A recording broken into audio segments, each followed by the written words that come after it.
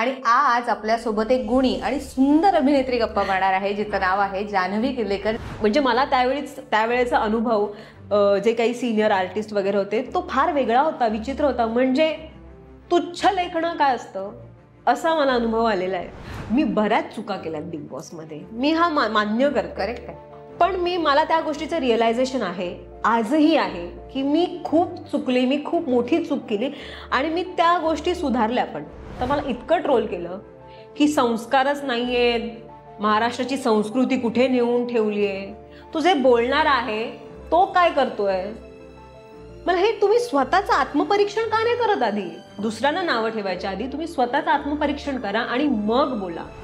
आणि ऍक्टर्स लोकांना कोणी थांबवलंय का की तुम्ही रील्स नाही करायची, तुम्ही कॉन्टेंट नाही क्रिएट कर? थांबवलंय का? नाही. अरे तुम्ही तर ऍक्टर आहात, तुमचा तर प्लस पॉइंट आहे तुमच्याकडे. डू इट यार, करा ना रील्स, करा, तुम्ही कॉन्टेंट क्रिएट करा, मग नावं ठेवा यांना. पूर्ण एपिसोड पाहण्यासाठी आत्ताच डाउनलोड करा अल्ट्रा झकास मराठी OTT ॲप.